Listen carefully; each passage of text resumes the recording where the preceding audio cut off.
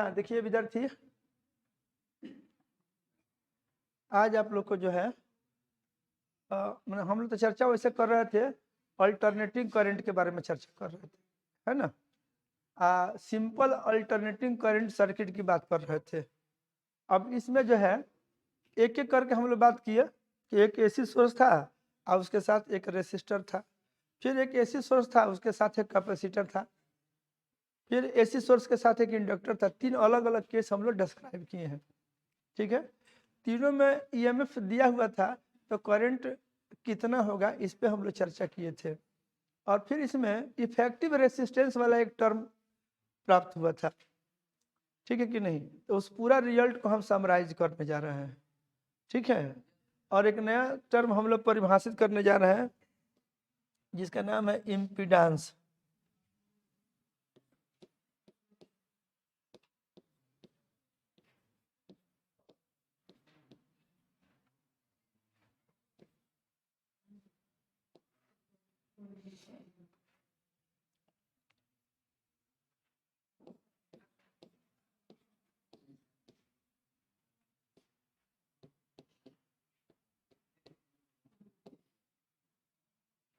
इसका नाम होगा impedance and phase factor.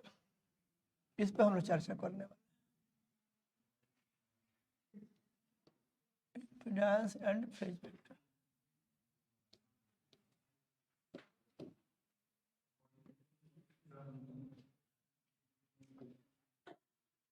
Full focus रही है और सुनिए ध्यान दे करके बात को सब लोग। इसको देखिए जरा, यहाँ ध्यान दीजिए। इम्पीडेंस और फेज फैक्टर पर चर्चा हो रहा था।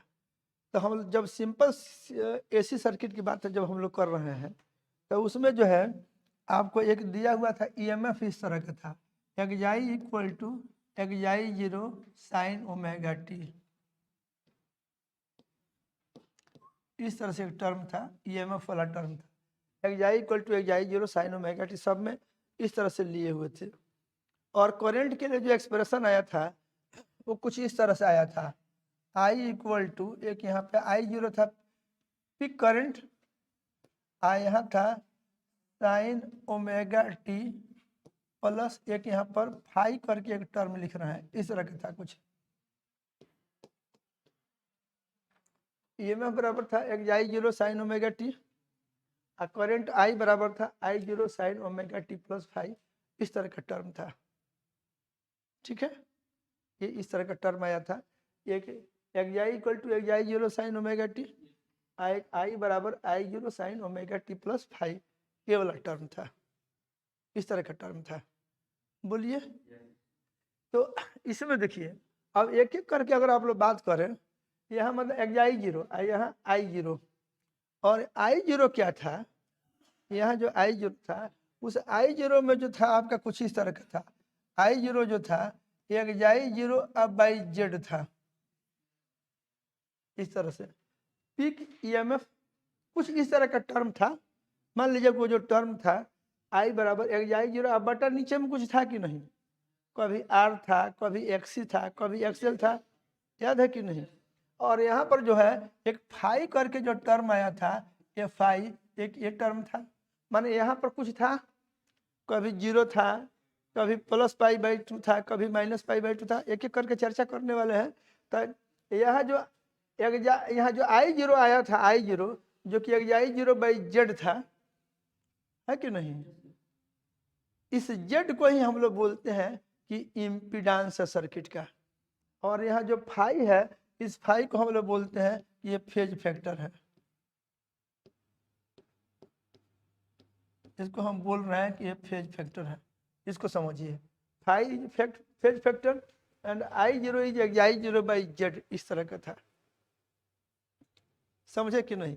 अब आप देख लीजिए, अगर हम लोग बात करते हैं केवल रेसिस्टेंस वाला, प्योरली रेसिस्टिव सर्किट, याद है ना, माने जिसमें केवल एक ऐसे एक रेसिस्टर था, याद करिए, एक रेसिस्टर था आर, इसमें एक एसी सोर्स जुड़ा हुआ था, प्योरली रेसिस्टिव सर्किट था। यहाँ X equal to X zero sine omega T था। इसमें करंट का एक मान आया था। तो फॉर प्योरली रेसिस्टिव सर्किट अगर हम लोग बात करें,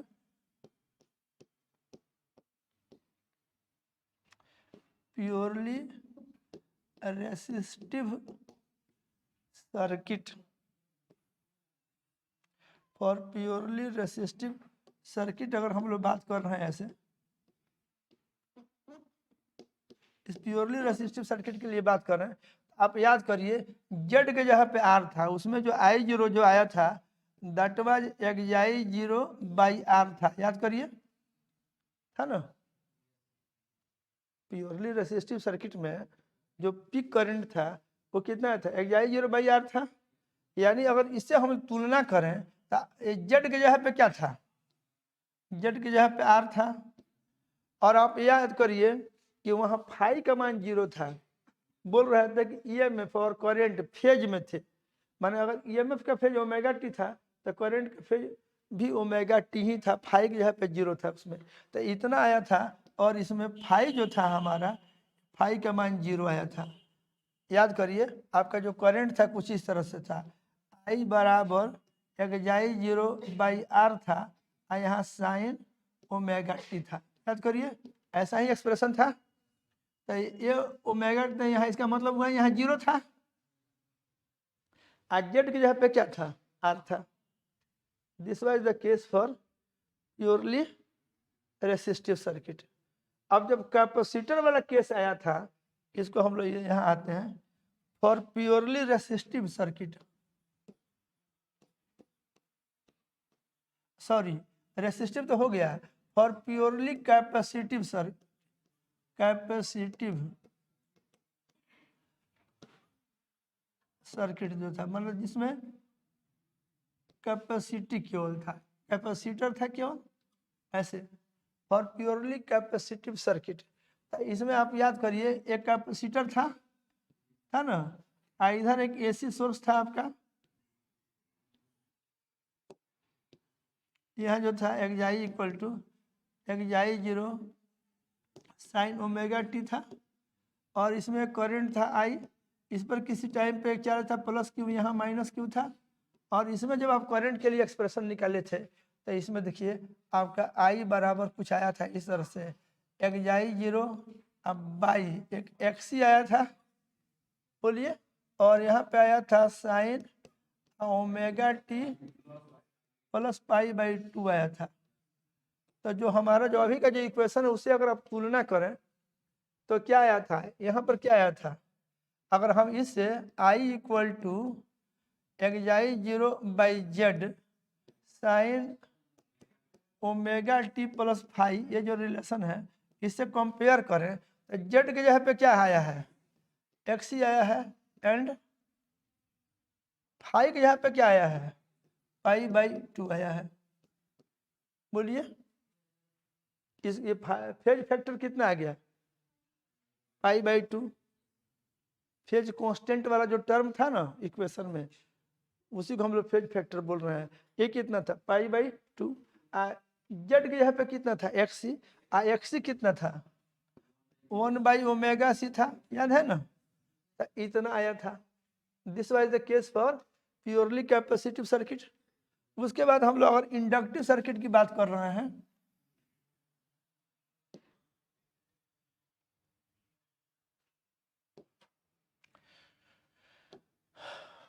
ऐसे जो था फॉर प्योरली इंडक्टिव सर्किट,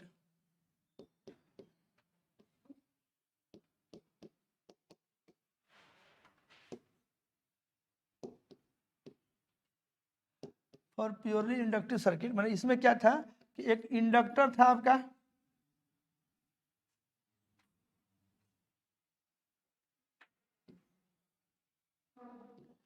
एक एसी सोर्स इसमें जुड़ा हुआ था, xi equal to xi zero sine omega T, और इसमें करंट जा रहा था आपका आई, याद करिए ऐसे था। तो इसमें आपका करंट के लिए जो एक्सप्रेशन आया था आई इक्वल टू, वो आया था एक्साई जीरो बाई एक्सएल आया था और यहाँ पर क्या आया था, sign omega T minus pi by 2 आया था। इसका चर्चा हो चुका है। तो फिर वो जो इक्वेशन है उसे तुलना करें तो जेड की जगह पे इसमें क्या आया था, एक्सएल था जो कि ओमेगा एल था, बोलिए, एंड फाई की जगह पे क्या था, माइनस पाई बाई 2 था। तो ये फेज में हम लोग क्या बोलते थे, देखिए इसमें करंट क्या करता था, ईएमएफ में ओमेगा टी था फेज, ईएमएफ में फेज था ओमेगा टी और करंट में omega T minus pi by 2 था। यानी इसमें कौन आगे था, ईएमएफ आगे था, बोलिए ना, ईएमएफ आगे था और करंट जो है था लैग कर रहा था। एक बात और देखिए आप लोग, एक बात आप लोग यहाँ समझ सकते हैं कि ये जो आपका जो है ना इंडक्टर एल वाला, इसका इस छोर का और इस छोर पे बात करें तो आप इसको ऐसे भी सोच सकते हैं, इस छोर का पोटेंशियल अगर V1 है और इस छोर का पोटेंशियल अगर V2 है तो V1 माइनस V2 ये जो था इस बिंदु के पोटेंशियल और इस बिंदु के पोटेंशियल के बराबर था कि नहीं। तो आप कह सकते हैं कि जो वोल्टेज यहाँ एपियर हो रहा था, इस सोर्स के दो टर्मिनल के बीच में जो वोल्टेज एपियर हो रहा था, वही वोल्टेज यहाँ एपियर हो रहा था V1 एंड V2 के क्रॉस। यानी इस इंडक्टर में जो वोल्टेज एपियर हुआ V1 माइनस V2, ठीक है कि नहीं। इसमें जो करंट गया, ये दोनों जो थे फेज में, फेज का एक डिफरेंस था कितना का, पाई बाई 2 का। करंट लैग कर रहा था, अब वोल्टेज क्या कर रहा था, आगे था। मैंने आप कह सकते हैं दोनों में ये पाई बाई 2 का अंतर था। अगर इसमें ओमेगा टी था तो इसमें omega T minus pi by 2 था, ठीक है कि नहीं। अगर इसको हम दिखाना चाहें तो हम लोग कुछ ऐसे दिखा सकते हैं। अगर करंट को अगर हम ऐसे दिखावें, मान लीजिए करंट को हम ऐसे दिखा रहे हैं कि करंट को का फेजर हम लोग बनाते हैं ऐसे, ऐसे I0 है मान लीजिए करंट वाला। अगर इसको दिखा दें तो वोल्टेज, करंट पीछे है तो वोल्टेज क्या है इसमें, आगे है। तो वोल्टेज पाई बाई 2 से आगे है, तो इसका डायग्राम हम लोग अगर बना रहे हैं ऐसे, तो ये आपका वोल्टेज 90 डिग्री पे है। ये इसके अक्रॉस जो वोल्टेज होगा इसको अगर V0 कहें, जो कि यहाँ XI0 से के बराबर कह रहे हैं, तो ये क्या है, ये वोल्टेज आगे है और करंट क्या है, पीछे है। करंट का 90 डिग्री से फेज में पीछे है ये, ठीक है कि नहीं। और कैपेसिटर में क्या था, करंट ही आगे था, ठीक है। कैपेसिटर वाले में अगर हम लोग बात करें, इसमें क्या था, इस वोल्टेज को हम लोग एक काम करते हैं, इसको अगर हम कह दें ये VL कह दें, इंडक्टर के क्रॉस वोल्टेज। और कैपेसिटर वाला में मान लो देखिए कि इसमें करंट आगे था। तो अगर करंट अगर ऐसे दिखाते हैं, मान लीजिए इसी तरह से इसमें भी दिखाएं, करंट को अगर हम इस तरह से दिखाएं I0 से, तब वोल्टेज को, माने करंट आगे था वोल्टेज पीछे था, तो इसको हम लोग ऐसे दिखा सकते हैं। इसको क्या कह सकते हैं, ये हमारा था V और क्या था, वोल्टेज अक्रॉस कैपेसिटर। इसमें करंट आगे था और वोल्टेज पीछे था, इस तरह का डायग्राम था। इंडक्टर में करंट पीछे वोल्टेज आगे। करंट, अगर करंट का पोजीशन फिक्स कर दें तो इसके रेस्पेक्ट में वोल्टेज आगे था, इंडक्टर में करंट पीछे था। और कैपेसिटर में अगर हम लोग देखें तो ये करंट अगर ये तो आगे था तो वोल्टेज क्या था, पीछे था। और इसमें करंट यहाँ तो वोल्टेज क्या था, आगे था। और कैपेसिटर के केस में क्या था, सॉरी रेसिस्टर के केस में क्या था, दोनों सेम फेज में थे। समझ गए कि नहीं। तो कुछ बात समझ में आया कि नहीं अब तक।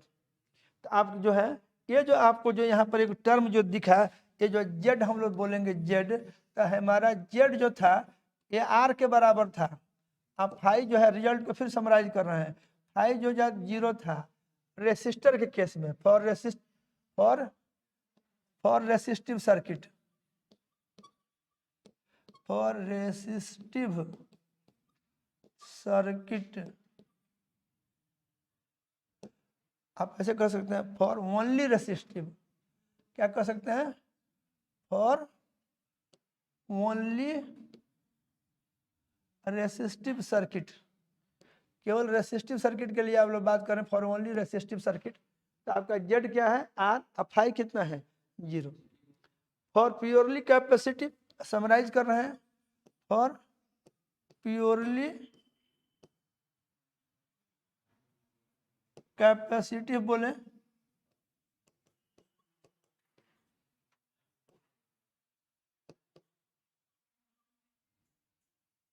फॉर प्योरली कैपेसिटिव सर्किट की बात करें तो जेड बराबर कितना था, एक्सी था।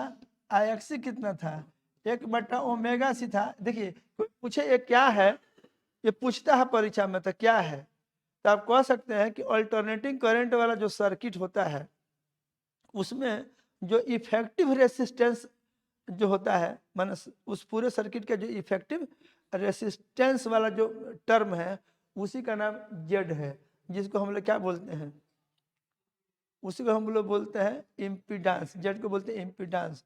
और ये एक्सी को केवल बोले तो इसको हम लोग क्या बोलते हैं, इसको रिएक्टेंस बोलते हैं। ठीक है कि नहीं, रिएक्टेंस ये सब क्या है, प्रतिघात। आई जेड क्या है, प्रतिबाधा।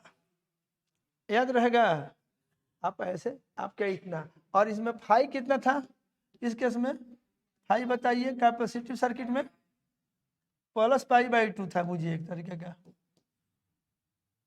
कैपेसिटर में करंट आगे लीड करता था ईएमएफ से। अब for inductive, for purely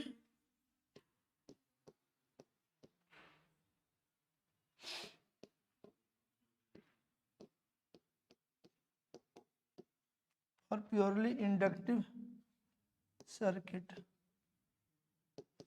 purely inductive circuit के लिए बात करिएगा तो आपका जेड कितना के बराबर है, एक्सएल के बराबर है, जो कि ओमेगा इंटू एल के बराबर है।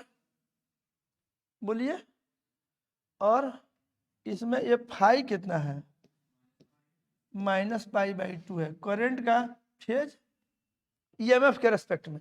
तो ये करंट इसमें पीछे है, मैंने उसमें π/2 पीछे है, वोल्टेज एक तरह से पूछिए आगे है। तो ये तीन का अलग अलग केस देख लिए आप, तो तीनों का अलग अलग कोई पूछेगा कि रिएक्टेंस, तो इस केस में तो सीधे रेसिस्टेंस ही है, इस केस में रिएक्टेंस एक्सी है, दूसरे केस में रिएक्टेंस एक्सएल है। और जो भी इफेक्टिव है आपका, इफेक्टिव रेसिस्टेंस के जहाँ पे जो टर्म आपको दिख रहा है सर्किट में, वो उसी का नाम है इम्पीडेंस। तो इतना समझ गए आप लोग, सेपरेटली निकाल लीजिएगा कि नहीं। और इसमें देखिए कि तो इसमें आप हमेशा मिला के देखिए, इसमें सोर्स का फ्रीक्वेंसी भी माने रखता है। आपका जो है अगर सोर्स का फ्रीक्वेंसी बदल देते हैं, ये टर्म आपका बदलेगा। ठीक है कि नहीं। अगर एक्सी को एक्सएल को अगर आप ओमेगा के साथ प्लॉट करें या फ्रीक्वेंसी के साथ प्लॉट करें तो ओमेगा बढ़ेगा तो एक्सी घटेगा, इसमें ओमेगा बढ़ेगा तो एक्सएल क्या होगा, बढ़ेगा। ये लीनियरली बढ़ेगा। ये जो है 1 माने आपका रेक्टेंगुलर हाइपरबोला वाला जो कर्व होता है उसके हिसाब से होगा। अगर हम इसको प्लॉट करें, एक डायग्राम ऐसे बना करके, एक डायग्राम हम बना दें ऐसे, और इसका हम ऐसे प्लॉट कर रहे हैं आप लोग की जानकारी के लिए। ऐसे हम प्लॉट कर रहे हैं।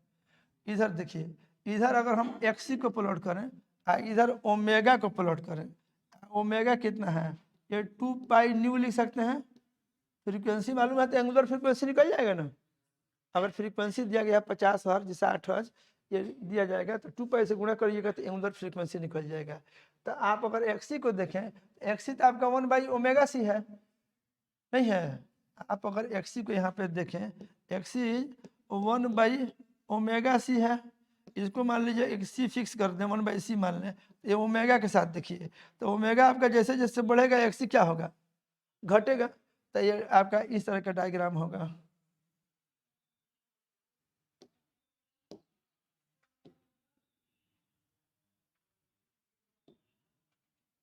ऐसे इस तरह ग्राम एक्सी वाला होगा। ये आपका एक्सी का वेरिएशन है। आर की बात करिएगा, आर तो कांस्टेंट है, माने जो आर है ये सब जेड है, एक एक करके जेड है एक तरीका का। तो ओमेगा पर जेड का निर्भरता नहीं, उसमें रेसिस्टर के केस में जो रेसिस्टेंस होता है उसका ओमेगा पर निर्भरता नहीं है, यानी वो कांस्टेंट है। आर ओमेगा से फ्री है, कुछ भी ओमेगा यूज करिए, रेसिस्टेंस आर जो रहता है वो सेम रहेगा। उसका डायग्राम कोई कहे तो मान लीजिए वो इस तरह का स्ट्रेट लाइन जाएगा, उसको कुछ लेना देना नहीं है इससे। आर को ओमेगा पे निर्भर नहीं करेगा। अगर एक्सेल की बात करते हैं तो एक्सेल कितना है, अब देखिए तो एक्सेल बराबर ये ओमेगा इंटू एल है कि नहीं। तो ओमेगा अगर बढ़ेगा तो एक्सेल बढ़ेगा कि नहीं। ये लीनियरली बढ़ रहा है। देखिए ये डायग्राम आपको लीनियरली ऐसे आप दिखाइएगा, मान लीजिए कुछ ऐसे। तो ये क्या है आपका, यहाँ से आप क्या देखें कि आपका कौन कैसे वैरी करेगा, इसको आप देख लीजिए। ये कहीं ऐसे रहेगा। ये आपका क्या है, ये आपका आर वाला है। ये आपका क्या है, आपका एक्सेल वाला है। ये आपका क्या है, एक्सी है। इधर क्या है, ओमेगा है। तो ओमेगा बढ़ने के साथ साथ एक्सी क्या होगा, ओमेगा बढ़ रहा है तो एक्सी क्या हो रहा है, घट रहा है। और एक ओमेगा बढ़ रहा है तो एक्सेल क्या हो रहा है, ये देखिए तो ये बढ़ रहा है कि नहीं, ये बढ़ रहा है। और आर के बारे में क्या है, आर तो कांस्टेंट है, ओमेगा से उसको कुछ लेना देना नहीं है। समझ गया कि नहीं। तो फ्रीक्वेंसी का हिसाब किताब समझ में आ गया कि नहीं। 50 हर्ज है, मान लीजिए ऐसे 50 से अगर 60 हो जाता है, अगर ओमेगा बढ़ जाता है तो नतीजा क्या होगा, ओमेगा के बढ़ने से एक्सी घट जाएगा, एक्सेल क्या हो जाएगा, बढ़ जाएगा, नहीं बढ़ेगा। और आर पर कोई फर्क नहीं पड़ेगा। आई होप आप लोग बात को समझे हैं, नहीं समझे क्या, बोलिए। और ये रेसिस्टेंस वाला टर्म है, कहीं भी देखिएगा ये पिक ईएमएफ में एक जेड टाइप टर्म आ रहा है, उसे भाग करने के बाद ही पिक करंट निकल रहा है। फिर इसको रिपीट कर दिए, ये एक्स जीरो है, सब में ईएमएफ एक्स जीरो है। और डिवाइडेड बाय जब जेड करिएगा तो आई जीरो निकलेगा, यानी पिक करंट निकलेगा। और फिर साइन ओमेगा टी वाला जो टर्म होगा उसमें या तो फाइव की जगह पे जीरो होगा, नहीं तो प्लस पाई बाई टू, और नहीं तो माइनस पाई बाई टू होगा। आई होप आप लोग इतना बात तो समझ गए। बोलिए। अब हम लोग को तीनों एक साथ लेकर के एक सर्किट का चर्चा करेंगे जिसमें तीनों हो एल सी आर, तीनों है एल सी आर सर्किट की बात करेंगे। ये हम लोग के लिए बहुत कारगर टॉपिक है। यहाँ देखिए इसको हम लोग बोलेंगे L C R circuit, L C R circuit,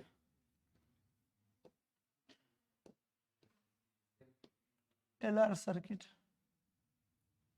L C R circuit, L C R circuit की चर्चा कर रहे हैं। और एल सी आर में L C R series circuit लिखिए तो ज़्यादा अच्छा रहेगा। एल सी आर सर्किट में हम अभी जो बात करने जा रहे हैं वो है आपका एल सी आर सीरीज रहेगा।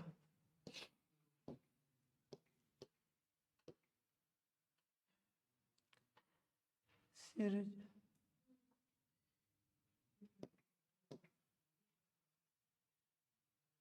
ठीक लिखे हैं, सीरीज का स्पेलिंग देख लीजिए तो गड़बड़ हो गया।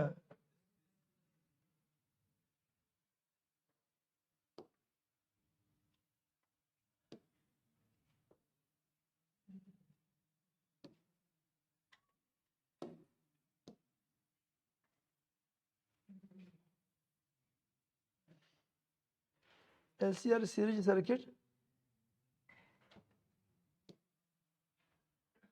क्यों ठीक है, बोलो ना।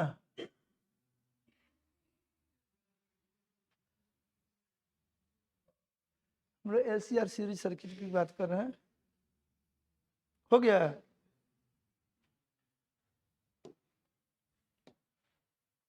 ये देखो क्या है, ये एल बता दिए, यहाँ एल,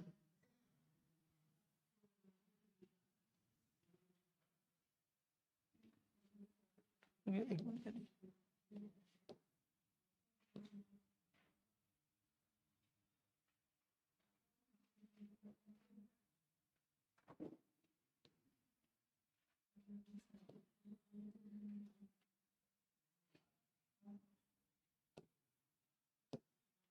इसको समझिए, एक तो समझ जाइएगा, तीनों एक साथ तो सब समझ जाइएगा। एल सी आर मतलब तीनों एक साथ हो जाए, इसी पे आधारित प्रॉब्लम पूछे जाते हैं आप लोग का। तीनों सीरीज में है, देखिए ये तीनों क्या है, एल सी आर तीनों एक साथ सीरीज में है, ठीक है। यहाँ से हम क्या कर रहे हैं, कैसे ला करके इसमें एक सिंगल सोर्स कनेक्ट कर रहे हैं ऐसे,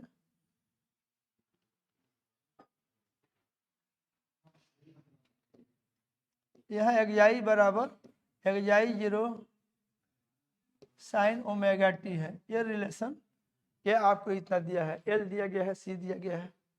गौर से देखिए आप लोग इसको, पूरा फुल फोकस रहिए, ठीक है। ये ऐसे है, तो इसमें क्या हो रहा है कि ये करंट सेटअप होगा आई, तो ये आई सब में होगा कि नहीं होगा, एक सीरीज सर्किट है तो सब में तो बराबर होगा, तो सबके लिए आपका आई रहेगा। अब देखिए सबके अक्रॉस वोल्टेज का हिसाब किताब अलग अलग है। यहाँ देखिए ये इंडक्टर जो है, यहाँ देखिए ये इंडक्टर जो दिख रहा है, इंडक्टर के अक्रॉस वोल्टेज जो होगा आप लिखिएगा वी एल कहिए। कैपेसिटर के अक्रॉस बात करिएगा, यहाँ से यहाँ तक एक वोल्टेज होगा, इसको आप वी सी कहिए। करंट समय सेम है। और रेसिस्टर के अक्रॉस बात करिएगा, ये वोल्टेज होगा आपका वी आर होगा ऐसे, और इस ढंग से आपका ये सर्किट होगा, ईएमएफ इतना दिया हुआ है, ठीक है कि नहीं। और सर्किट में करंट सेम है, ये बात क्लियर होगी आप लोग को। अब देखिए इसमें करंट निकालना होगा, इस तरह के सर्किट में भी अगर आपको करंट निकालने की जरूरत है, एलसीआर सर्किट हो गया, क्या लिखते हैं, let an L C R circuit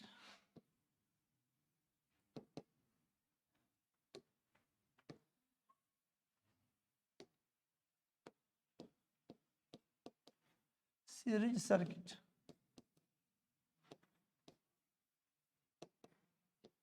is as shown in figure।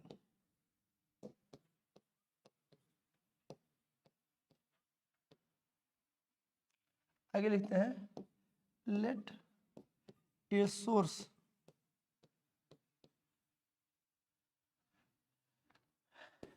is connected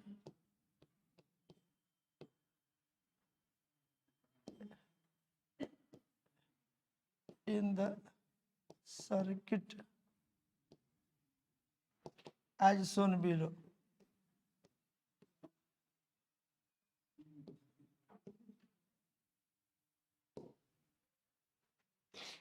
एक सोर्स इसमें कनेक्टेड है जैसा कि दिखलाया गया है, क्लियर हुआ कि नहीं। एक सोर्स आपका ऐसे कनेक्टेड है। अब इसमें हम लोग क्या करेंगे, इसमें करंट सेटअप होगा। अच्छा आगे लिख देते हैं, let the EMF of the source, EMF of the source is given by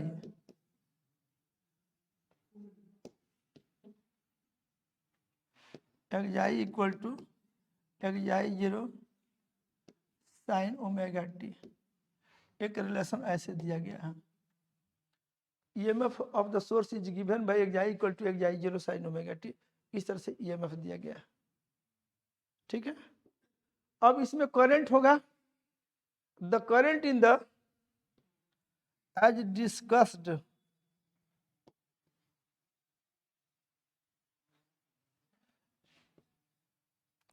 in earlier माने एकरा पहिला earlier cases, as discussed in earlier cases आपका आई जो था this I xi 0 by Z इतना, और इधर हो जाएगा sign omega T plus five.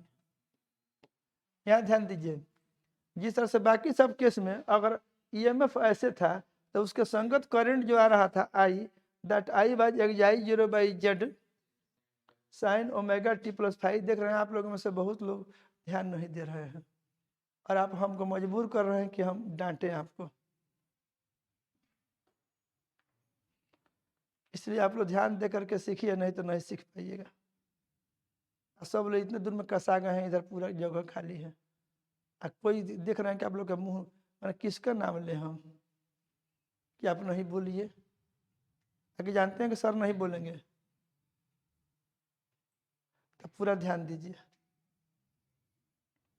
I equal to, अगर ईएमएफ इस स्टाइल का है, पीछे एक एक करके आप स्टडी किए थे, तो उसमें ईएमएफ इस हिसाब से था, तो उसके संगत जो करंट जो था, उसके संगत करंट आपका इस हिसाब किताब से था, याद करिए। जब आपका ईएमएफ ऐसे था तो करंट में XI0/Z आता था। एक एक करके जब स्टडी किए थे तो सब में एक जेड आया था कि नहीं? यहाँ साइन आ गया था, ओमेगा टी यहाँ फेज था, तो यहाँ ओमेगा टी प्लस एक फाई आया था। तो जब तीनों एक साथ है तब करंट के लिए जो एक्सप्रेशन लिखना है उसमें हमको ये जेड का मान चाहिए और ये हमको फाई का मान चाहिए। अगर जेड और फाई निकल जाएगा तो इस केस का करंट के लिए एक्सप्रेशन हमको निकल जाएगा। यानी जब एल सी और आर तीनों एक साथ हैं तो उस समय का जेड क्या होगा एंड उस समय का फाई क्या होगा, ये हम लोग को निकालना है। तो वैसे अगर इसमें लिखना शुरू कीजिएगा, अगर करंट के लिए एक्सप्रेशन लिखना शुरू करिएगा इसमें करंट के लिए, तो लिख करके उसको सॉल्व करने की बारी आएगी तो एक डिफरेंशियल इक्वेशन आएगा लंबा चौड़ा, जो आप लोग के लिए थोड़ा कठिन पड़ सकता है। इस कारण से आपको ये निकालने के लिए, इसमें करंट निकालने के लिए तरह तरह का ढंग बताया गया है, ठीक है कि नहीं? तो उसमें से एक इम्पीडेंस ट्रायंगल मेथड है जिसके आधार पे आप जेड निकाल सकते हैं एंड फाई निकाल सकते हैं, ठीक है कि नहीं? तो अगर ईएमएफ इस हिसाब किताब से दिया जाए, आपकी जानकारी के लिए हम लिखे हैं ऐसे, अगर ईएमएफ ऐसे है तो उसके कॉरस्पॉन्डिंग करंट आपका ऐसे हो जाएगा। यही बात आपको समझनी है। तो इसमें हमको ज़रूरत किस चीज़ का है? सब चीज़ तो दिया हुआ है, XI0 ओमेगा वगैरह दिया हुआ है, तो हमको ज़रूरत केवल जेड का है एंड फाई का है। तो इस LCR सीरीज सर्किट के लिए जेड क्या होगा एंड फाई क्या होगा, ये दो चीज़ निकल जाएगा तो ईएमएफ अगर मालूम है तो करंट भी निकल जाएगा, उसके लिए एक्सप्रेशन आ जाएगा। ये करंट का जो एक्सप्रेशन है वो टाइम का फंक्शन है। ये आई आप जानते हैं कि इंस्टेंटेनियस वैल्यू है, और XI0/Z लिखिएगा, XI0/Z जो आपका होगा, XI0/Z यहाँ वाला जो टर्म होगा यही I0 होगा, पीक करंट होगा सर्किट का, याद है कि नहीं? तो ये आपको यही आपको जेड निकालना है। अब इस जेड को निकालने के लिए हम लोग ऐसे, उसका एक तरीका बनाया गया है कि हम लोग क्या करते हैं, एक इम्पीडेंस ट्रायंगल बनाते हैं, ठीक है कि नहीं? जिसमें रेसिस्टेंस को, आर को, एक्सी को, एक्सएल को हम लोग वेक्टर की तरह रिप्रेजेंट करते हैं, ठीक है? आर को तीन टर्म है इसमें, आर, एक्सी और एक्सएल, इसको हम लोग वेक्टर की तरह रिप्रेजेंट कर, ये जस्ट एक टेक्निक डेवलप किया गया है फिजिसिस्ट लोगों से लिए के द्वारा कि इस केस में करंट के लिए जो एक्सप्रेशन होगा वो उसमें जेड और फाई के मान कैसे निकालेंगे उसके लिए बनाया गया है।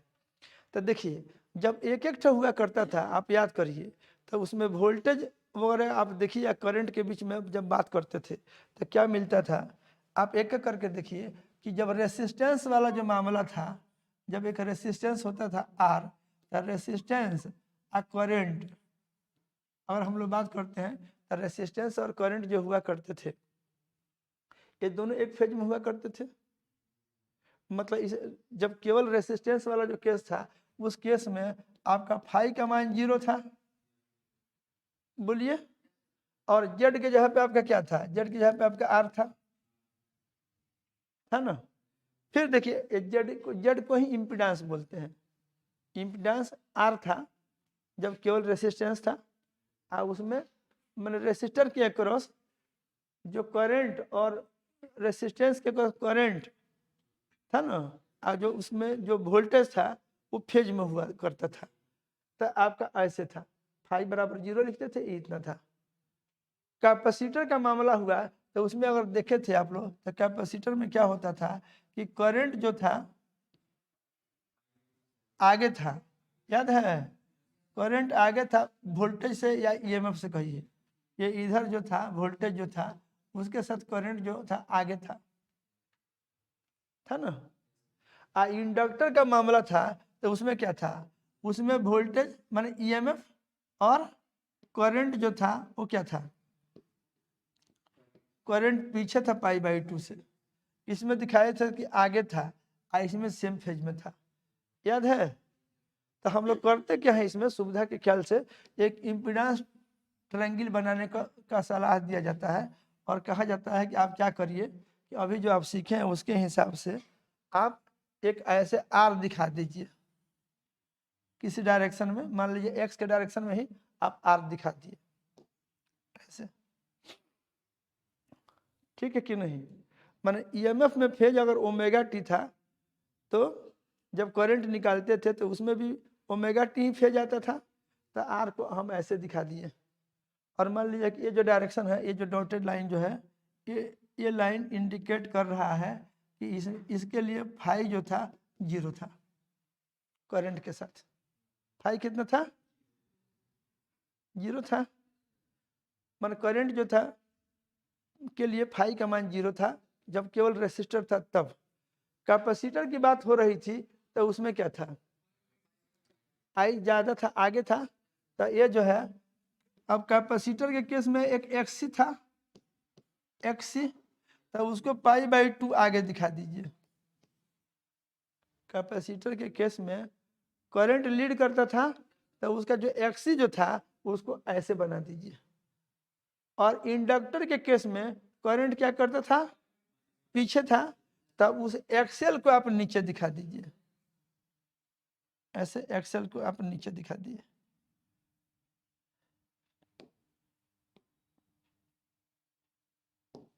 एक्सेल था, ये एक्सी था, इधर आर था और ये पीछे था ऐसे, इधर की ओर दिखाएंगे, इधर की ओर दिखाएंगे, इधर की ओर, तो ये -π/2 बोलेंगे, ये ऐसे था एंड ऐसे था, ऐसे था। अब आप यहाँ ध्यान दीजिए, आप याद करिए कि आर में फाई का मान 0 था, कैपेसिटर वाला जो मामला था उसमें फाई का मान π/2 था, तो π/2 उसके हिसाब से बना दिए हैं। इंडक्टर में फाई का मान -π/2 था तो उसको नीचे की ओर बना दिए।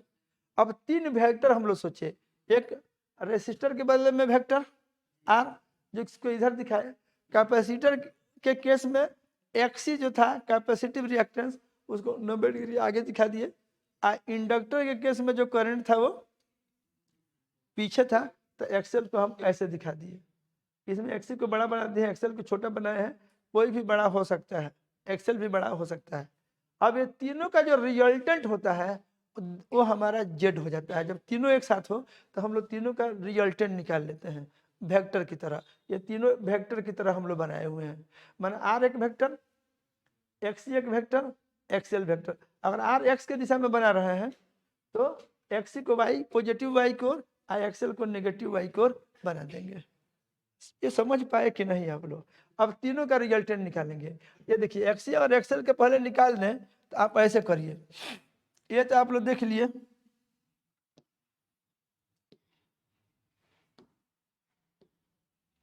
इसका नाम इम्पीडेंस ट्रायंगल है। अब हम क्या करेंगे, ये जो वेक्टर हमको जो दिख रहा है ऐसे, ऐसे है ये, इस वेक्टर को हम यहां से दिखाएंगे ऐसे। ये जो वेक्टर है ये, इस वेक्टर को ऐसे निकाल दिए।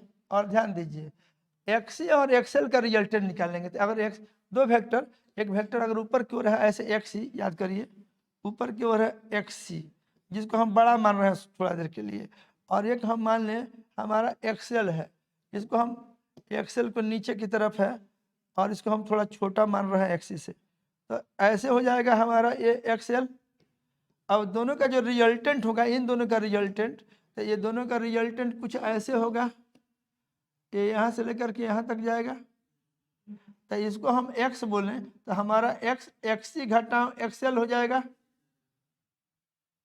नहीं समझ पाए क्या? माने हमको पहले हम एक्सी और एक्सएल का रिजल्टेंट निकाल दें। एक्सी हमारा बड़ा है, आप वेक्टर का रिजल्टेंट कैसे निकालते हैं? एक्सी आपका था, ये आपका ए एक्सी है, देख लीजिए ये आपका एक्सी था जो यहाँ दिखाए थे, एक्सी को ऐसे, इसके हेड से किसको क्या किए, अब एक्सी थोड़ा बड़ा है, एक्सेल को थोड़ा छोटा दिखाया है, इसके हेड से एक्सेल को दिखाए, यहाँ से ला करके ऐसे खींच दिए। अब क्या करेंगे, पहले के टेल से दूसरे के हेड तक मिलाएंगे तो दोनों का रिजल्टेंट इसको हम एक्स कहें तो देन एक्स इज एक्स सी घटाओ एक्सएल, तो ये दोनों का रिजल्टेंट जो है एक्स हो गया। और इधर हमारा ये जो है इसको बनाए हुए हैं, ये हमारा आर है। अब इसके हेड से हम किसको खींच देते हैं, इसके हेड से हम खींच देते हैं कि 90 डिग्री पर है हमारा ये एक्स है, और हमारा एक्स जो है एक्स सी माइन ये है एक्स सी माइनस एक्स एल है ऐसे। और फिर हम क्या किए, ये दोनों का रिजल्टेंट, तो दोनों के रिजल्टेंट को हम अगर ऐसे दिखावें तो पहले के टेल से ऐसे मिला देंगे।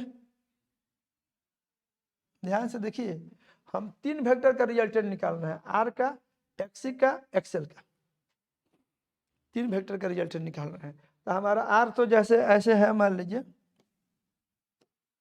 ये हमारा आर है, ओके।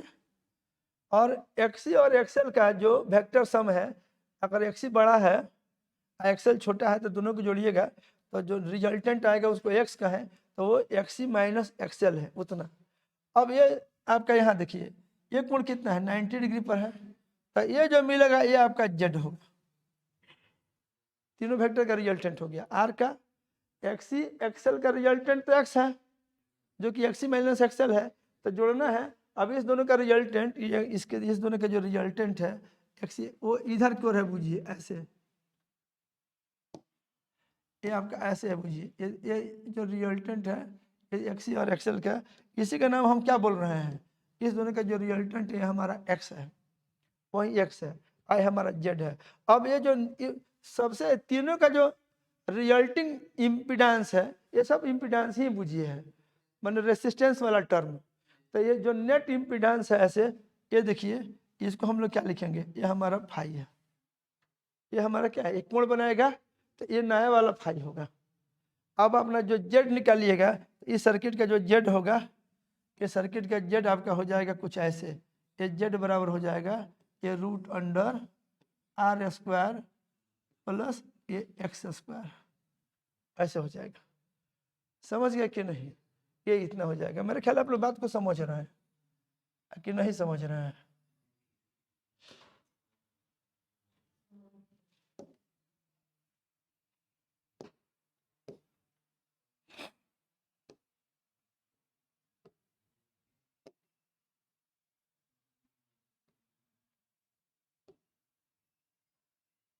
ऐसे है,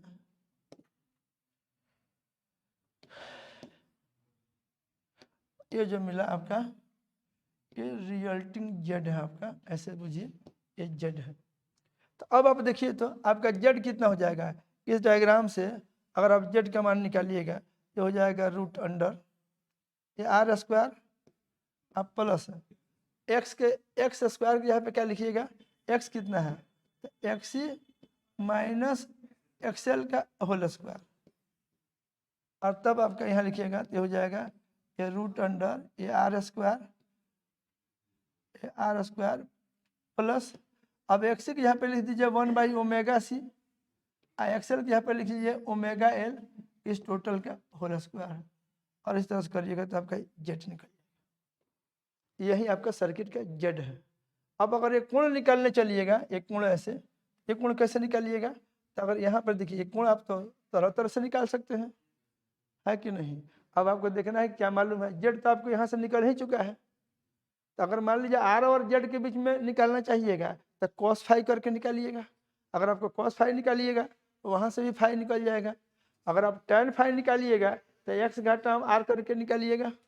अगर साइन फाई करके निकालिएगा तो ये पूरा एक्स बाई जेड हो जाएगा। तो अगर आप इसको लिखना चाहें, यहाँ देखिए आपको फाई निकालना है तो एक जो स्टैंडर्ड जो है वो निकालने का तरीका, हम लोग टैन फाई निकालते हैं, सर्किट का टैन फाई। और टैन फाई बराबर कितना होगा, ये वाला एक्स बाई आपका आर होगा, एक्स के यहाँ पे एक्स ही घटा एक्सएल है, यानी 1/ओमेगा c माइनस ओमेगा एल होगा, इतना बाई आपका ए आर होगा। तब आप फाई अगर लिखिएगा, ये फाई बराबर आपका हो जाएगा tan इनवर्स, और यहाँ हो जाएगा 1/ओमेगा c minus omega L by आपका आर हो जाएगा। समझ गए कि नहीं। तो यहाँ से इस डायग्राम से ये इम्पीडेंस ट्रायंगल बोलते हैं, क्या नाम है इसका?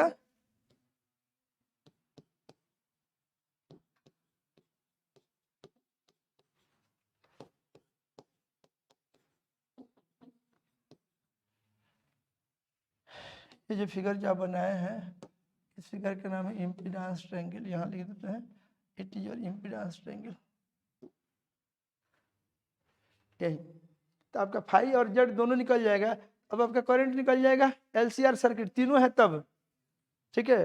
तो ये आपका इतना हो गया। फाइनली अगर हम लिखना चाहें, ये देखिए, तो हमारा आप करंट जब पिक करंट लिखेंगे तो पिक करंट I0 बराबर कितना हो जाएगा? XI0 बाई जेड है, ये कितना हो जाएगा? XI0 अब बाई जेड की जगह पर लिखेंगे तो है रूट अंडर ये R स्क्वायर प्लस 1/ओमेगा c माइनस ओमेगा L, इतना का होल स्क्वायर।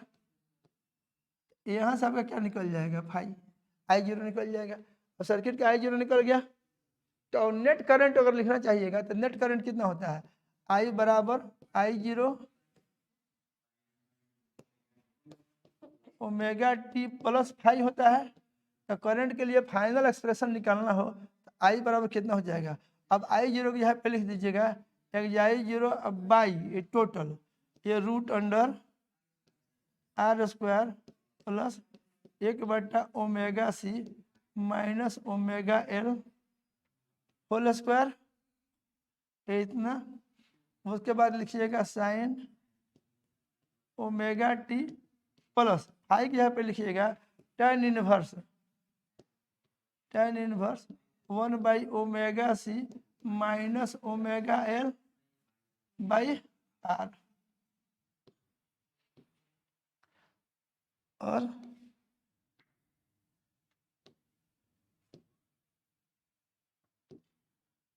समझ पाए कि नहीं आप लोग? तो ये अब करंट का एक्सप्रेशन निकल गया I इक्वल टू ये इतना। This is the impedance. अब ऑब्जेक्टिव में पूछे कि एक LCR सर्किट का इम्पीडेंस होता है, 4 को ऑप्शन दे दे, तो उसमें आप ये पहचान लीजिएगा कि नहीं? बोलिए। आप फेज फैक्टर पूछेगा तो पहचान जाइएगा कि नहीं? फाई की जगह पे क्या आया है तो इतना आएगा। तीनों होगा तब, तो तीनों होगा तो सर्किट के करंट के लिए व्यंजक निकल गया। आई होप आप लोग बात को बुझे हैं। इधर से काम कर लीजिएगा। हो गया? नहीं निकल जाएगा? अब इसी में देखिए, जब इतना बुझ गए तो अब एक एक करके बना चुके हैं। Purely resistive, purely capacitive, purely inductive कर लिए ना। उसके बाद तीनों के एक साथ, उसके बाद दो दो के एक साथ। तो एक मान लीजिए RC सर्किट हो, R और C हो, ये RC सर्किट हो, IAC सोर्स हो, माने इसमें रहेगा ये RC circuit with AC source हो।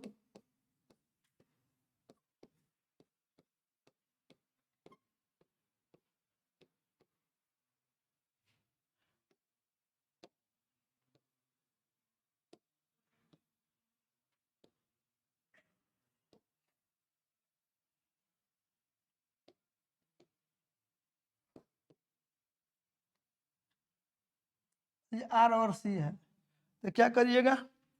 एक मान लीजिए ये आपका R रहेगा, R हो गया, और एक आपका ये C रहेगा,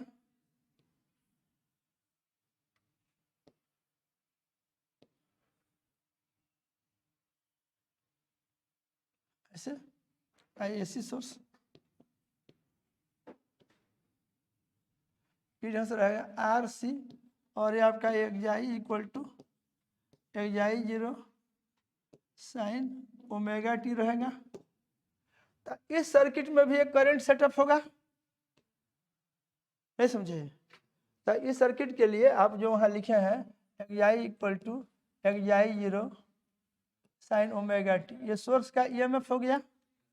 अब अगर आप करंट की बात करिएगा I का, तो I बराबर हो जाएगा XI0, I इसमें भी बटा एक जेड होगा, यहाँ पर साइन ओमेगा टी प्लस एक फाई होगा। समझे कि नहीं? अब इसमें जेड निकालने के लिए क्या करिएगा कि फिर एक डायग्राम बनाइएगा। ट्रायंगल डायग्राम मान लीजिए। तो इसके लिए इसमें तो केवल एक्स ही रहेगा, सी है तो इसमें एक एक्स सी और एक आर आएगा। तो अपना आर देखिए, आप आर वाला इधर खींच दिए, मान लीजिए आर वाला आप ऐसे खींच दिए आर वेक्टर को। अब इसमें एक्स ही खींचिएगा कैपेसिटर के संगत, तो उसमें तो करंट क्या रहता है, आगे रहता है। तो इसको आप पाई/2 से आगे दिखा दीजिए इस एक्सी को। रिएक्टेंस यही हो गया, एक्सी इज द रिएक्टेंस और आर क्या है, रेसिस्टेंस है। अब ये दोनों 90 डिग्री पर होंगे, ऐसे पाई/2 पे है। अब ये दोनों का वेक्टर सम निकालिए। तो ये आर का और इसका निकालिएगा, तो इसके हेड से खींचिएगा, वेक्टर के जोड़ में याद है ना, हेड से खींचा जाता है। तो इसके हेड से खींचिए अपना एक्सी को, बोलिए। और उसके बाद इसको मिला दीजिए।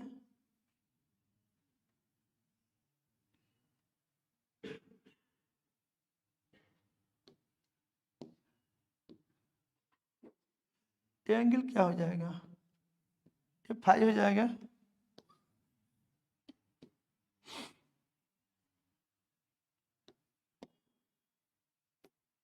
कुछ ऐसा हो गया। तो अब यहाँ जेड, इस सर्किट का जो जेड निकालिएगा, ये देखिए। अच्छा ये देखिए, जब ऊपर उठेगा ना ऊपर, तो बुझिएगा कि फेज में लीड करेगा।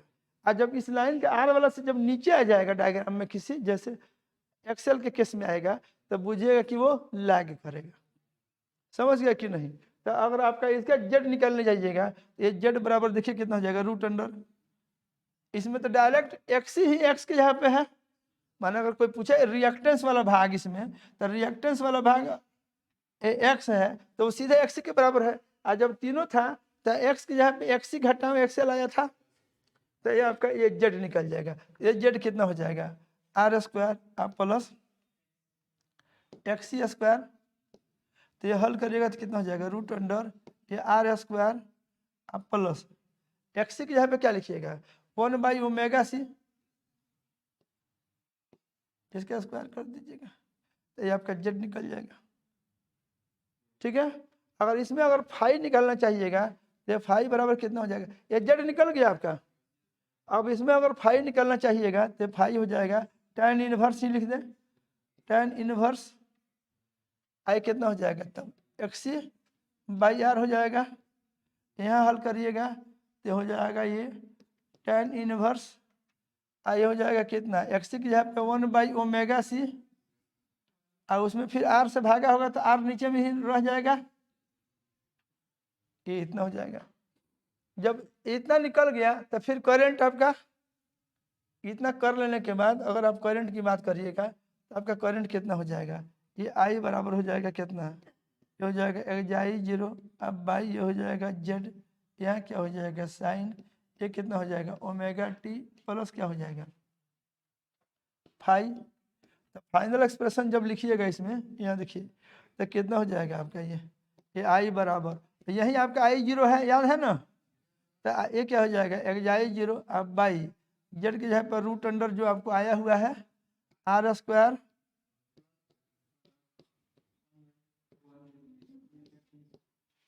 ये इतना हो जाएगा।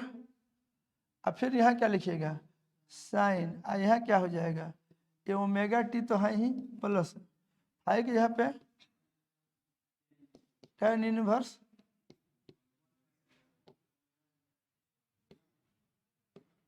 नहीं समझ में आया क्या। तो इसका इम्पीडेंस क्या हो जाएगा, ये आरसी सर्किट, ये आरसी सर्किट है, इसका इम्पीडेंस इतना हो जाएगा, ये यही इम्पीडेंस वाला टर्म हो जाएगा, प्रतिबाधा, और क्या था, प्रतिघात था रिएक्टेंस का हिंदी। ये समझ पाए कि नहीं आप लोग, तो मजा नहीं आया। अब मान लीजिए ऐसे हो गया, यहाँ तक की बात हो गई।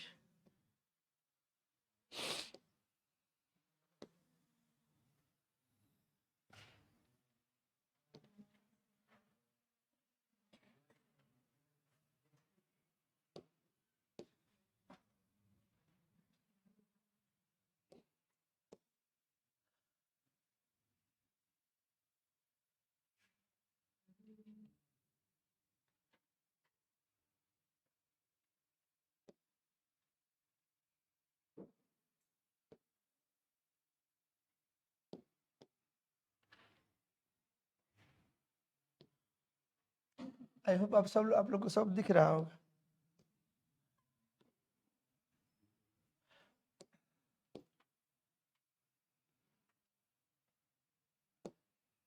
ये हो गया, ये आरसी वाला हो गया। अब एक आरएल वाला है, आरएल का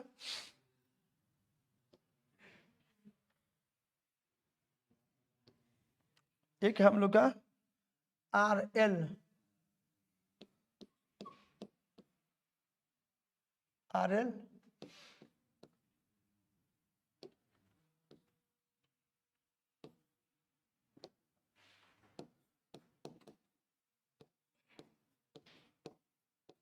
आरएल सर्किट है इसमें।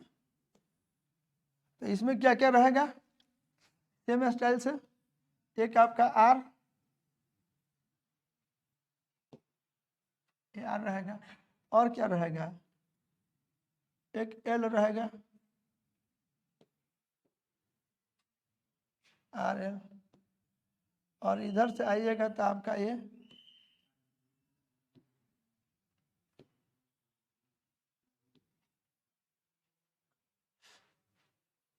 इतना रहेगा। ठीक है कि नहीं? तो इसमें देखिए अब अपना निकालना चाहिए, आर है तो इसमें भी लिख लीजिएगा let X equal to sine omega T, ये एक्सप्रेशन रहेगा। आई लिखने जाइएगा ना तो आई बराबर हो जाएगा उसी तरह से x 0/z sign omega T अब प्लस एक फाई आ जाएगा। अब यही जेड और फाई का मान रख दीजिएगा तो आपका आई निकल जाएगा।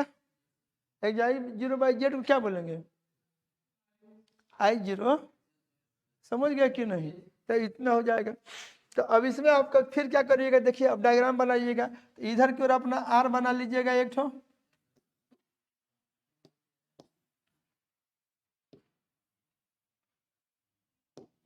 ये आपका आर हो गया। और इसमें क्या करिएगा, अब एक आर आई एल का संगत एक एक्सेल आएगा। तो इसमें क्या रहता है, करंट क्या होता है, इसमें करंट लीड करता है कि लैग करता है, लैग करता है। तो लैग करता है तो इसका एक्सेल को नीचे बनाइएगा, लैग करता हुआ दिखाइएगा, इसको उधर की ओर दिखा दीजिएगा आपका,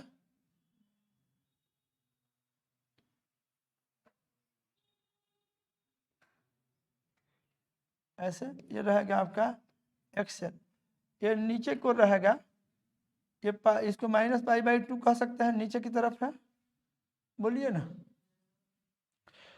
और अब इसको क्या करिएगा आप,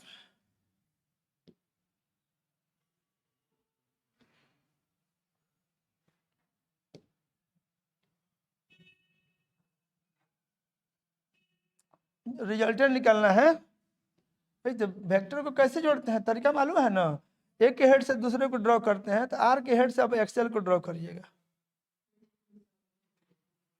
ये देखिए ये सब कहिए एक तरीका से फिजिसिस्ट लोग के द्वारा डेवलप किया गया ये सब टेक्निक है, जिससे बच्चा सब मैथमेटिकल कॉम्प्लेक्सिटी, डिफरेंशियल इक्वेशन का जो मैथमेटिकल कॉम्प्लेक्सिटी होगा उसमें न इन्वॉल्व होकर के सीधे करंट का मान किस आसानी से निकाल लेगा।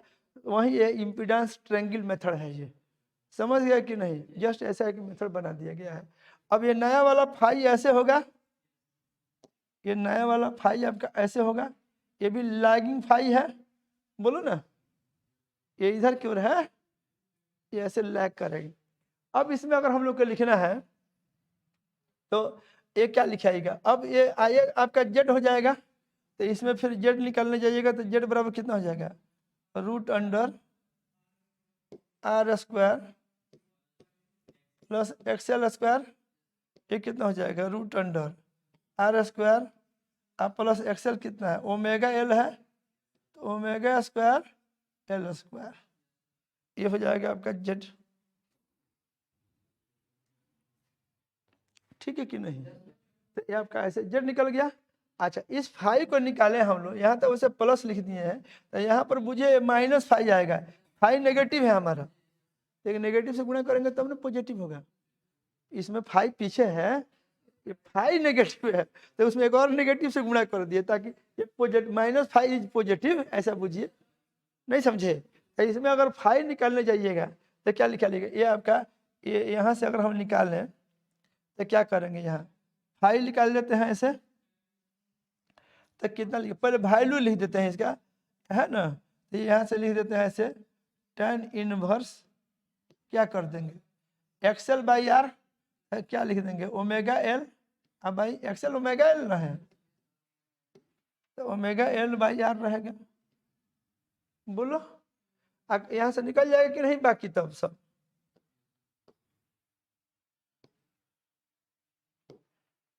हम क्या करेंगे, यहाँ ऐसे आया ना।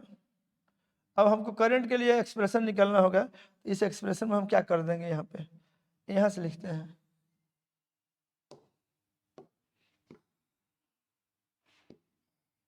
अब आई बराबर हमको लिखना होगा तो सीधे लिख देंगे ऐसे, एक्स आई 0, अब बाई जेड की जगह पे लिख देंगे root under R square plus omega square L square, ऐसे लिख देंगे। यहाँ पर क्या लिख देंगे साइन ओमेगा टी लिख देंगे, और इसमें माइनस लगा के tan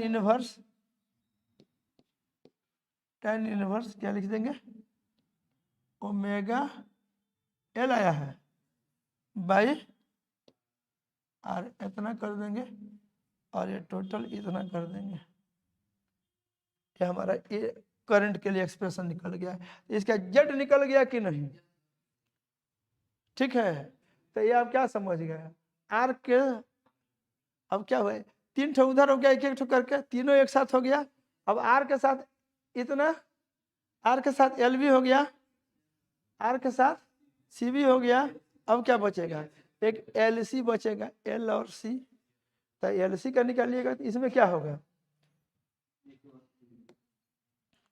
तो इसमें अगर एक डायग्राम हम लोग बना देते हैं ऐसे, मान लीजिए एल और सी है, एक ऐसे हमारा ये एल है और क्या है एक सी है, ऐसे इसमें हम डाल देते हैं ऐसे इसी सोर्स, ठीक है। एक एक्सी रहेगा, अब इसमें भी एक करंट जाएगा कि नहीं जाएगा, आई क्या होगा,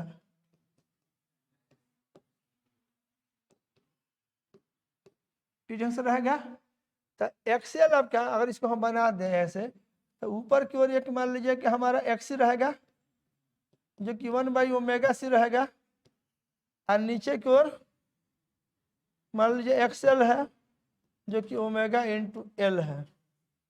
अब इसका जेड निकालिएगा, आर तो इसमें है नहीं, तो इसी दो का ना, अरे एक एक करके निकाले थे कि नहीं, खाली एक एक्सी था तो अभी तो आप निकाले थे, केवल एक्सेल था तो अभी तो आप निकाले थे, अब 2 हो गया, तो 2 हो गया तो इस दोनों का रिजल्टेंट होगा। तो अगर एक्सी बड़ा होगा एक्सेल छोटा होगा तो रिजल्टेंट एक्सी की ओर जाएगा, तो ये इसका जो एक्स निकालिएगा, नेट जो एक्स निकालिएगा ये कितना हो जाएगा, एक्सी माइनस एक्सेल होगा, नहीं होगा, जब एक्सी बड़ा होगा एक्सेल से तब, अगर एक्सेल बड़ा होगा तो नीचे हो जाएगा। तो आप यहाँ पर क्या करिएगा, ऐसे लिखिएगा, तब इसमें फिर आई निकालने जाइएगा, तो यही आपका, अच्छा ये जो एक्स आया दिस इज योर जेड, तो जेड के यहाँ पे तो यही आ जाएगा। तो अगर ईएमएफ ऐसा है, इसमें हम लोग क्या लिख दिए, एलसी सर्किट ना है, एलसी सर्किट हो गया, ऐसे एलसी सर्किट हो गया। तब इसमें अगर आई लिखना होगा तब क्या लिखिएगा, आई बराबर एक्स आई 0 डायरेक्ट लिखना है। अब बाई जेड की जगह पे कितना लिखिएगा, रूट अंडर क्या आ जाएगा, तो इसमें तो रूट करने की जरूरत ही नहीं है ना, है क्या, सीधा आपका क्या हो जाएगा, ये एक्स आ जाएगा, यहाँ क्या आ जाएगा, सीधे एक्स आ जाएगा, और इधर क्या हो जाएगा साइन ओमेगा टी हो जाएगा। आप प्लस अगर करके लिखते हैं, ये ऐसे करके लिखेंगे तो क्या लिखेंगे इसमें, अब इसमें देखिए क्या करिएगा, अगर एक्स बड़ा होगा तो ऊपर की ओर हो जाएगा रिजल्टेंट, तो प्लस पाई/2 हो जाएगा, ये अगर नीचे हो जाएगा तो क्या हो जाएगा माइनस हो जाएगा, तो सीधे इसमें खाली प्लस पाई/2 या माइनस पाई/2 वाला टर्म होगा, तो अगर इसको हम लोग लिखें तो एक अगर हम मान लेते हैं यहाँ प्लस पाई/2 लिख देंगे, बोलिए ना। मान लेंगे कि x is greater than xn, तब प्लस पाई/2 लिख देंगे, और नहीं तो माइनस पाई/2 लिखेंगे। अगर एक्सेल बड़ा हो जाएगा तो रिजल्टेंट नीचे हो जाएगा तो फेज में लैग करेगा। बोलो ना, तो कुछ समझ में आया? तो इस ढंग के बात आप लोग समझ गए हैं। एक टर्म आता है न्यूमेरिकल में, आप लोग को पहले ही बता दे रहे हैं। आगे चल करके एसी सर्किट में जब पावर की बात करिएगा ना, पावर यानी एसी सर्किट, उसका भी थोड़ा सा चर्चा कर ही दे रहे हैं, जल्दी में हो जाएगा। ठीक है, यहाँ देखिए, इसी में हम बात करते हैं रिजल्ट आज डिस्कस कर देते हैं, डेरिवेशन तो पॉसिबल नहीं है, ठीक है कि नहीं। तो ये ऐसे होता है power in AC circuit.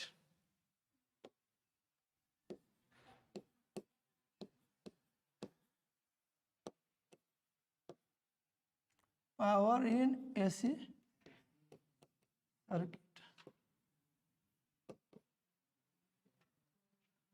Power in AC circuit.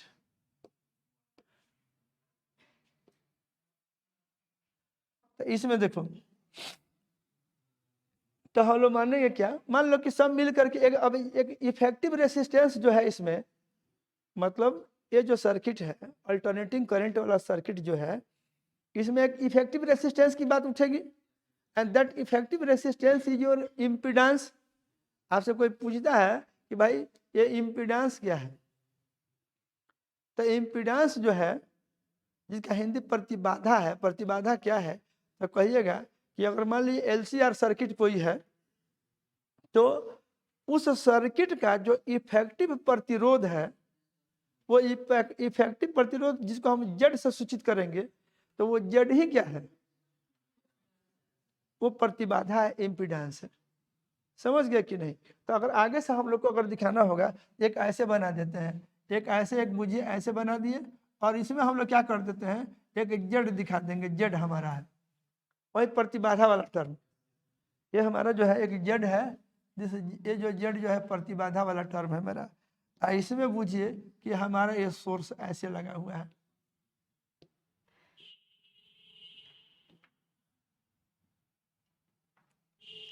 तो ये प्रतिबाधा हो गया। यहाँ पर एक जाई बराबर एक जाई 0 साइन ओमेगा टी, इस तरह से है। इसमें एक करंट सेटअप हो जाएगा, होगा ना।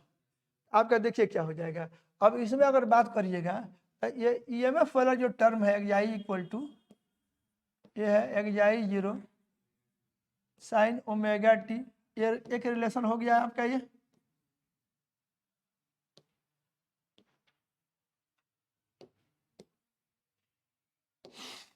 एक जाई इक्वल टू एक जाई 0 साइन ओमेगा टी है, ये बोलिए, ये इतना है।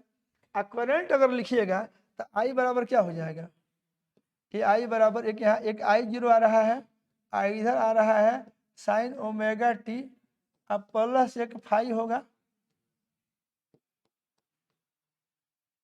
ऐसे। तो इस सर्किट का हम लोग पावर निकालते हैं इसमें, ठीक है कि नहीं। माने एवरेज पावर एक तरह से बुझिए एक साइकिल का, ठीक है। माने एक साइकिल में अगर हम लोग अगर इसमें पावर निकालते हैं, अगर इस तरह का ईएमएफ है, इस तरह का करंट है, उसका एक बाजाबते एक डेरिवेशन है, तो पावर के लिए जो एक्सप्रेशन आएगा, पी के लिए जो एक्सप्रेशन हमारा आएगा, वो कुछ इस तरह से आता है। ये देखिए, वो आता है एक जाई 0/√2 करके इन टू आई 0/√2, ये डराइव किया जाता है। और यहाँ पे एक टर्म आता है कॉस फाई, ऐसे आता है कॉस फाई, ठीक है कि नहीं। इसको सॉल्व करिएगा तो एक जाई 0/√2 करिएगा तो एक जाई RMS हो जाएगा, root mean square value, peak value में √2 से भाग कर दीजिएगा तो क्या आ जाएगा, ये ईएमएफ का RMS वैल्यू, और इसको क्या लिख दीजिएगा, आई RMS हो जाएगा, हो जाएगा ना। और ये देखिए, ये कॉस फाई वाला एक टर्म इसमें ऐसा जाएगा, ऐसे कॉस फाई आ जाएगा, एक टर्म आएगा, यही आपका पावर हो जाएगा। ऐसे पी बार एवरेज इन एक साइकिल है एक, ऐसे ये आपका एक्सप्रेशन आता है। ये भी एक ऑब्जेक्टिव के सवाल है। एक में माने एक साइकिल में एवरेज पावर कितना होगा आप निकालिए, ठीक है कि नहीं। एक सर्किट में, एसी सर्किट में, तो उसके लिए फॉर्मूला ये होता है X R M S root mean square I R M S, है कि नहीं। इसको भी आप लोग क्या कह सकते हैं, एक तरह का ये इफेक्टिव, यानी वो तो वोल्टेज बदल रहा है पल पल, तो पिक वैल्यू में इसे भाग कर दिए, तो ये इसका डीसी इक्विवेलेंट बुझिए है। तो इसमें जो है ये जो यहाँ जो आता है कॉस फाई, इस कॉस फाई वाला टर्म को हम लोग बोलते हैं, इसको बोला जाता है पावर फैक्टर, इसको बोला जाता है पावर फैक्टर। तो देखिए ये पावर फैक्टर का मान निकालिएगा, तो अगर प्योरली रेसिस्टेंस वाला है, माने केवल रेसिस्टेंस है, तो उसमें तो फाई 0 आ जाता है, तो कॉस फाई का मान क्या हो जाएगा, केवल प्योरली रेसिस्टिव सर्किट हो। ये तो जनरल है, ये जनरल एक्सप्रेशन है। तब आप अगर लिखिएगा फॉर प्योरली रेसिस्टिव,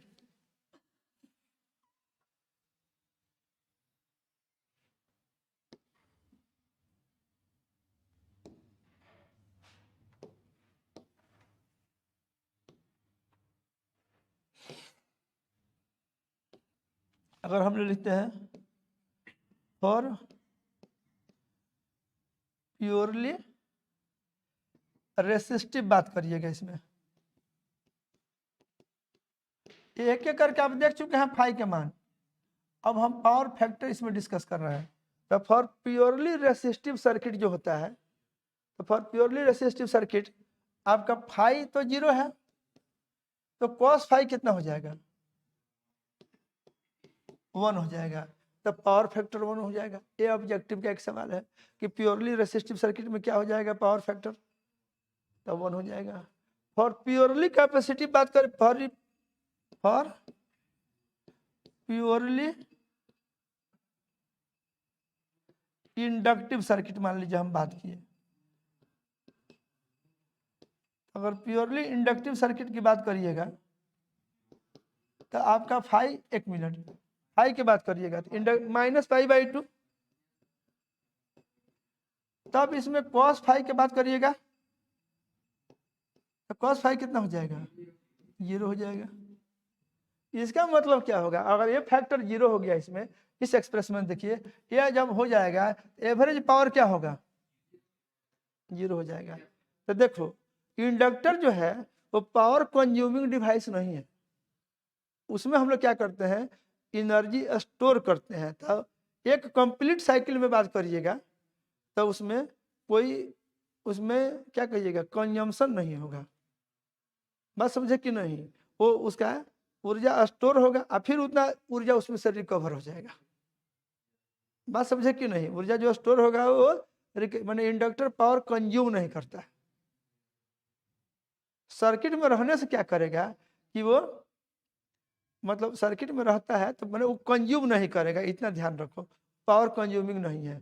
सर्किट में एलसीआर सर्किट अगर तीनों भी है ना, तो उस तीनों में भी ना एल में पावर का लॉस होगा और ना सी में होगा, बात समझे कि नहीं। करंट बहेगा लेकिन पावर का लॉस नहीं होगा, ठीक है कि नहीं। करंट होगा लेकिन पावर नहीं होगा, इस बात को लोग बोलते हैं वाटलेस करंट।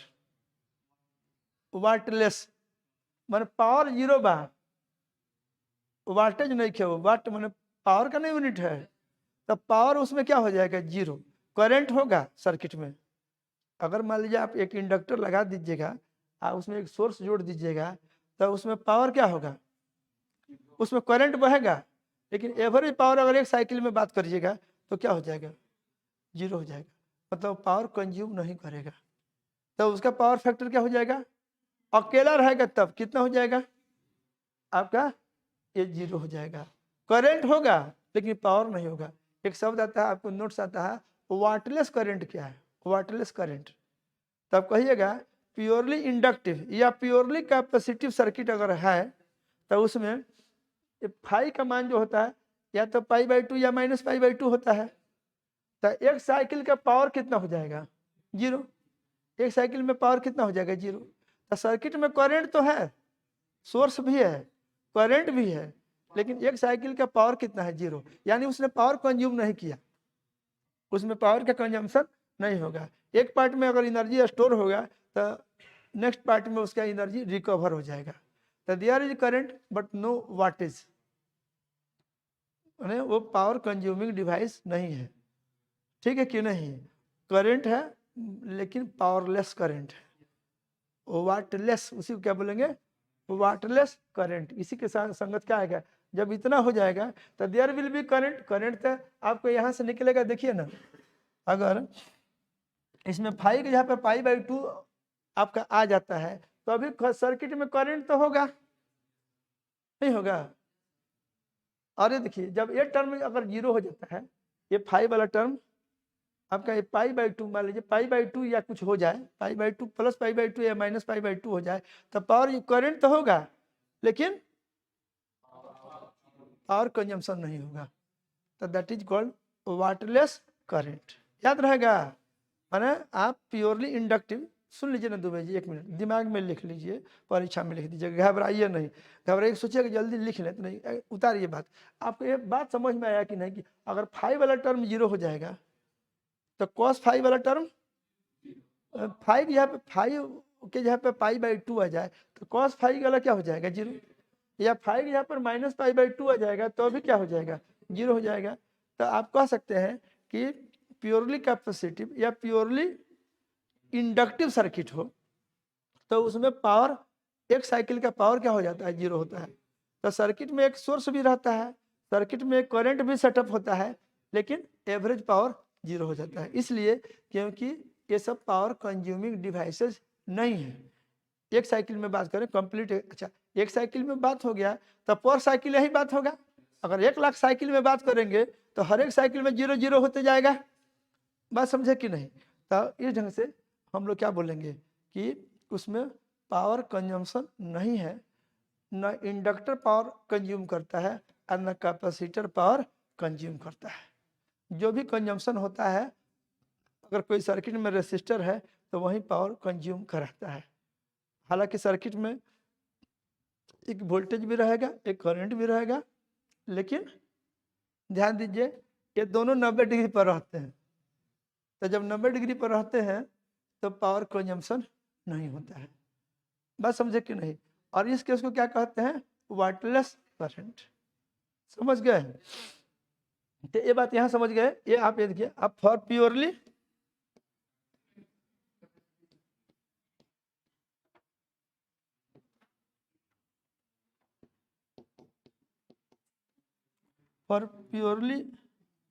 कैपेसिटिव सर्किट की बात करें हम लोग तो इसमें हमारा 5 π/2 है और cos 5 इसमें भी क्या आएगा? बोलो ना, पावर फैक्टर क्या हो जाएगा? cos 5 0 हो जाएगा। तो देखिए, तो ये पावर वाला एक्सप्रेशन की बात जब करिएगा, इसमें ये वाला एक्सप्रेशन चाहे ये वाला पावर वाला, इसको हम लोग क्या कहें? 1 नंबर 2 नंबर, इसको मान लीजिए हम कहते हैं 3 नंबर, इसको कहें हम लोग 4 नंबर। तो ये 4 नंबर इक्वेशन से ही देखिए, तो ये वाला जो फैक्टर 0 हो जाएगा, एवरेज पावर 0 हो जाएगा कि नहीं? एक साइकिल का नहीं हो जाएगा।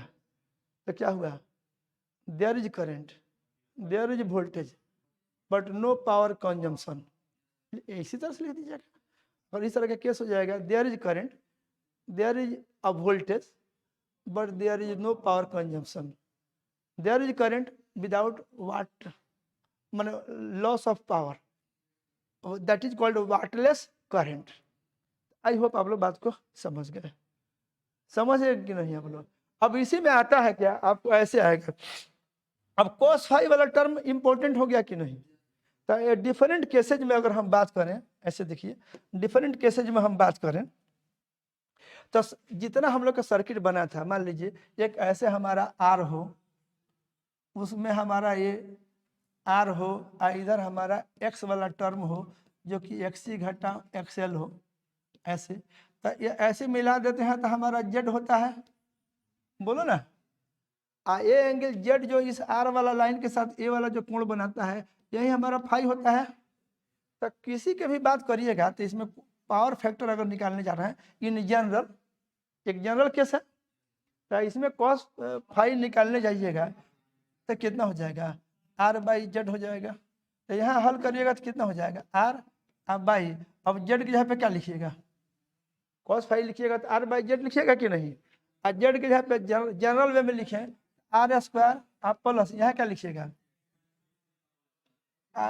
इतना 1/ओमेगा c minus omega L whole square कर लीजिएगा, तो उसका पावर फैक्टर हो जाएगा। देखिए फेज फैक्टर, ये फाई निकालने के लिए आप tan भी निकाले थे, आप चाहे फाई निकालने के लिए तो कॉस भी निकाल सकते हैं यहाँ से। अगर कोई ये कॉस फाई ये टोटल क्या है, ये cos phi is power factor, इसको क्या बोलेंगे पावर फैक्टर। अगर कोई बोलेगा फेज फैक्टर, फेज फैक्टर कोई कहेगा then this is only your phi, बोलो ना, तो फाई कितना हो जाएगा कॉस इनवर्स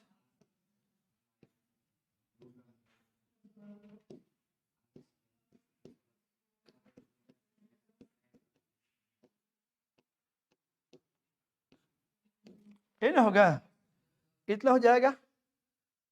क्लियर। अब इसे में मान लीजिए एक एक करके छोटा छोटा कर करके और आपको ऑब्जेक्टिव में पूछ लेता है, ये ऐसे रहने दिए। अब छोटा में क्या देखिए, छोटा में क्या करेगा आपको, जैसे मान लीजिए दे दे कि एक आरएल सर्किट दे दे, चाहे एलआर सर्किट दे दे, कई बार पूछा है एलआर वाला, ठीक है। एक ऐसे दे दे ए एल एक आर ऐसे दे करके, और इसमें एल आर सर्किट अगर हो तो इसका पावर फैक्टर आप निकाल सकते हैं कि नहीं, फिर बोलिए। इसमें लिखिएगा तो आप एक आर वेक्टर खींचिएगा, आर रहेगा और एक्सेल आएगा, ये पीछे रहेगा, तो एक इधर खींचिएगा ऐसे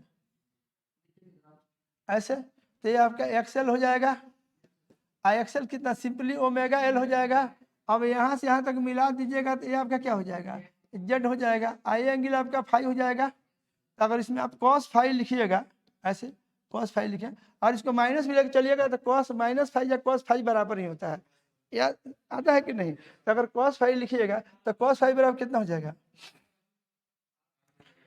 आर बाई जेड होगा कि नहीं होगा, तो कितना हो जाएगा ये R by Z cos phi होगा ना, और तब कितना हो जाएगा आर बाई ये कितना हो जाएगा रूट अंडर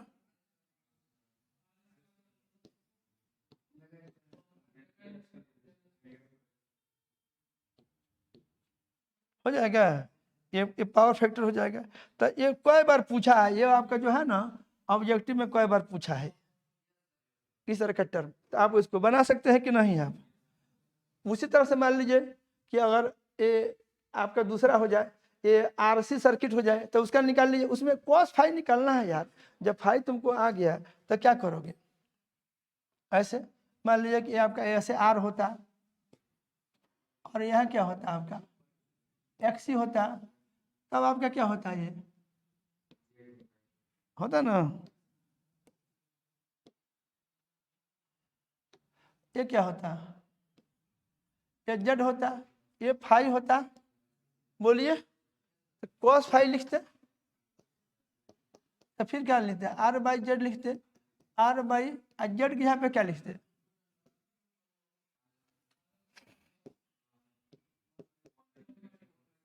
लिख दे,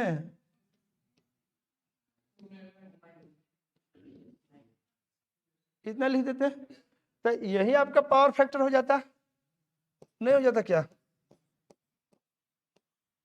तो यहाँ देखो, इसमें भी आप लोग गौर करके देखोगे ना, ऐसे जो आ गया तो आप इसमें अगर कंसंट्रेट करो तो इसमें भी एक चीज तुम लोग को निकल रहा है क्या, अगर मान लीजिए दोनों हैं, ठीक है कि नहीं, तो ये इस फैक्टर से पावर चेंज कर जा रहा है।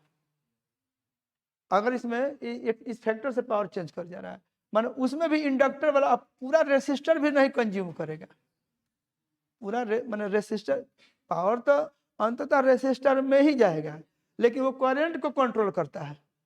आप इसमें से रहने से क्या करेगा, वो करंट एक तो वो कॉस फाई वाला टर्म आ जाएगा, माने ये आपका एक्स वाला टर्म रहने से, और करंट को ये कंट्रोल करता है कि नहीं। ये पिक करंट की बात करते हैं, तब पिक करंट पहले आप XI0 बाई सीधा R लिखते थे, लिखते हैं ना, लेकिन अब ये सीधा R नहीं होगा। अब ये जो है ये रूट अंडर ये R² आप plus 1/ωc minus ωL whole square. नहीं समझे क्या? ये इतना होगा। तो ये नीचे में कुछ टर्म जुट गया कि नहीं इसमें, तो इस टोटल का स्क्वायर रूट निकालोगे तो R से ज्यादा आएगा कि नहीं? भाई R² में केवल ये टर्म 0 होता तो ये R आता। अगर ये टर्म नॉन जीरो है तो क्या होगा, इसमें कुछ जुटेगा तो उसका टोटल रूट का मान जो होगा R से ज्यादा आएगा, तो भाग करोगे तो करंट घट जाएगा कि नहीं? तो करंट को चेक करता है, ये करंट को घटा देगा, सर्किट के करंट को ये घटाएगा, ये वाला पार्ट रहने के चलते। अगर ये वाला पार्ट नहीं रहता तो करंट सीधे पीक करंट XI0/R हो जाता। यानी क्या होता है, वो प्योरली रेसिस्टिव सर्किट में करंट सबसे ज्यादा रहेगा, आगे सब के रहने से क्या होगा, ये कुछ घटाएगा पीक करंट के मान को। तो बहुत सारा बात आप लोग सीखे इसमें, पावर वगैरह, पावर भी डिस्कस कर दिए फार्मूला। अब उसका डेरिवेशन एक होता है, तो डेरिवेशन अगले वीडियो में हम लोग देखेंगे। तत्काल इतना हो गया ना, तो रहने दे रहे हैं। Okay, let us stop it.